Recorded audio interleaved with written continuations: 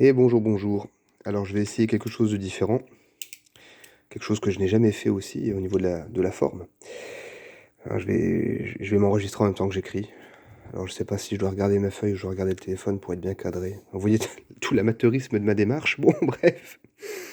Je vais essayer une autre façon d'expliquer les choses parce qu'il y a beaucoup de gens qui ont du mal à comprendre, il y a des gens qui ont du mal à s'intéresser aussi, ça c'est un autre problème, bref. Donc je change de façon de faire. Je vais essayer plein de façons différentes de toute façon et puis advienne que pourra, hein. Alors, vous avez peut-être déjà entendu parler, mais on va partir du principe que vous ne savez pas. Hein, moi, j'avais une prof d'histoire géo quand j'étais au lycée qui nous disait toujours, quand vous faites une copie, partez toujours du principe que, enfin, imaginez, faites comme si le correcteur, le lecteur, ne connaissait rien au sujet que vous allez traiter dans votre copie. Et ben alors, je vais faire ça, je vais faire pareil. On part du principe que vous ne savez rien, ok?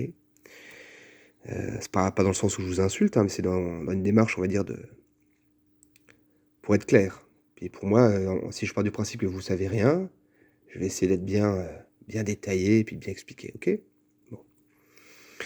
Alors il y a un truc qui s'appelle le triangle de Karpman. Karpman, OK. Et je suis gaucher. Bonjour, je suis gaucher. Nous sommes pas très nombreux, nous sommes une minorité, mais nous existons. Bon. Triangle de Karpman. C'est un outil pour expliquer, présenter certaines scènes et puis pour expliquer des dynamiques dans des situations diverses de groupe. Dedans, on aura alors la terminologie peut changer selon les manuels, selon les études, selon les traductions et cetera. Bon bref, moi je vais retenir, la terminologie qui sera celle que je vais utiliser durant tout le long. On aura un sauveur, on aura un bourreau et on aura une victime. Et il y a un conflit triangulé avec une ponction d'énergie. Le bourreau s'en prend à la victime requiert un sauveur qui a une capacité d'action sur le bourreau, OK? Alors ça peut aussi s'appliquer dans des dynamiques, un triangle amoureuse, des relations, amicales, des relations entre collègues, peu importe, des relations internationales entre pays, voilà. Alors exemple que je peux donner par exemple, hein, là on aurait par exemple une maladie qui est le bourreau qui fait peur, une population qui est fragilisée, qui a peur d'être malade, qui cherche un sauveur sous la forme d'une giclée, d'un laboratoire et cetera, pour mettre fin à la vilaine épidémie, vous voyez? Commencez un peu à comprendre le truc? Bon. Ça peut être un méchant candidat d'un méchant parti, un peuple, une population à qui les journalistes doivent avoir peur du méchant candidat, qu'il faut pas mal voter, blablabla. Un gentil candidat qui permet de faire barrage à la haine et qui est élu et qui du coup, envoie le méchant candidat, dans, dans les poubelles de l'élection. Vous voyez comment ça fonctionne? Ça va être un méchant, pays, du nord-est de l'Europe, qui envahit un pays de l'est de l'Europe, et puis il y a une gentille alliance atlantique qui va aider le méchant, le gentil pays à se défendre contre le méchant pays. Vous voyez comment ça marche? Alors, la victime peut être vraiment victime, mais elle peut aussi être dans l'illusion qu'elle est victime. Ou elle peut aussi se projeter dans une autre victime. On peut l'amener à se projeter dans une autre victime, ou alors elle peut le faire elle consciemment ou inconsciemment. Par exemple, c'est des gens à qui on va dire à la télé: «Regardez la population du pauvre pays martyr qui se fait bombarder par le méchant tyran». Les gens là vont se dire: «Oh ça pourrait être moi, ça pourrait arriver chez nous, blablabla», d'accord? Le le bourreau, lui, peut être, actif ou passif-agressif, ça dépend des cas. Le sauveur est pas forcément un manipulateur, le sauveur peut être de bonne foi. Le sauveur peut être là véritablement parce qu'il pense qu'il peut agir pour le bien de la victime et du bourreau.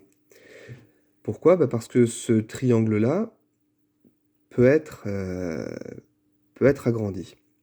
Ah donc là, on a un phénomène de drainage, de ponction des forces, hein, OK, bon. Pourquoi est-ce que cette mécanique-là peut être agrandie? Bah, parce qu'on peut retrouver notre bourreau, d'accord? On peut retrouver notre victime. On est toujours, hein, le bourreau s'en prend à la victime. La victime se cherchera un sauveur. Le sauveur, lui, pourra agir par l'entremise de quelqu'un qui est neutre, d'accord? Un acteur neutre, qui par sa position de neutralité a une autorité peut-être pour intervenir sur le bourreau, d'accord? Et l'empêcher de nuire à la victime, d'accord? Le neutre est censé être impartial, hein, ça va pouvoir être quelqu'un qui se dit neutre et impartial, et qui n'est pas nécessairement le cas. Dans tous les cas, il aura une position d'autorité morale, ça peut être un juge, ça peut être un laboratoire indépendant, ça peut être une organisation internationale de pays, une alliance, etc. Les médias, la presse, parce que rappelez-vous que la presse, les journalistes disent toujours qu'ils sont justement, eux, impartiaux, hein. Ils ont même un code qu'ils ont élaboré eux-mêmes qui garantit leur éthique, hein. C'est quand même extraordinaire, la presse. La presse est une organisation qui est elle-même garante de sa propre éthique et qui assure à tout le monde que oui, il n'y a pas de problème, ils font les choses correctement, il faut les croire. Pourquoi est-ce qu'il faut les croire? Parce qu'ils l'ont dit. Bon, bon, d'accord, tout va bien. Donc voilà, dans ce quadrilatère, on a ces influences-là. Alors, il peut y avoir des croisements, puisque le sauveur encore interviendra sur le bourreau. Ok. Celui qui est neutre peut intervenir sur la victime, et la victime peut intercéder auprès du neutre également. D'accord? La structure-là peut encore être remodifiée et agrandie à nouveau. Et là, on passe dans un pentagone. Nous avons toujours notre bourreau, notre victime. D'accord? Il y a toujours le sauveur. Il y a toujours l'instance neutre, qui aura toujours son rôle moral, qui pourra intervenir sur le bourreau de manière légitime. Il y a aussi le rôle du contrôleur. Le contrôleur contrôlera le sauveur, contrôlera l'instance neutre, d'accord? Mais si les choses sont bien faites, cette zone-là reste hors de la portée de bourreau et de victime. Bien entendu, le contrôleur, et là vous allez voir la magie de la géométrie, de la géométrie. Le contrôleur peut contrôler le bourreau, consciemment ou inconsciemment. Le bourreau peut être manipulé par diverses manières. On peut inciter un groupe à en haïr un autre, par exemple, par le biais des médias, hein. Des groupuscules agissent sur des médias pour amener des populations à haïr un méchant. Vous voyez comment ça fonctionne?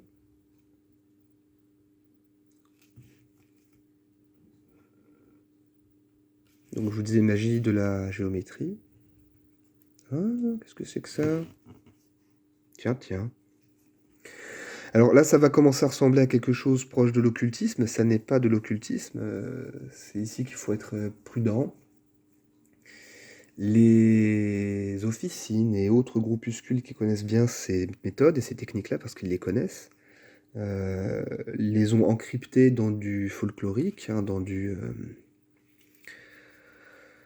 l'imaginaire, des références religieuses, des références à du mysticisme, etc., pour détourner et puis pour pouvoir éventuellement troubler ou perdre des non-initiés qui pourraient mettre un doigt là-dedans. Mais il n'y a rien de magique. Alors bien sûr, je vous parle de ces groupuscules, c'est plus ou moins indécent aussi, parce que cette structure-là pourrait elle-même être subdivisée. Il y a d'autres niveaux d'action qu'on pourrait encore retracer dedans. Il y aura un pôle actif et un pôle passif. D'accord? Et n'oubliez pas que le contrôleur qui est en haut peut aussi retourner la structure. Quel cas on obtient du point de vue du contrôleur. Vous m'excuserez, ça fait longtemps que je n'ai pas fait de géométrie, hein, mais ma scolarité est loin derrière moi.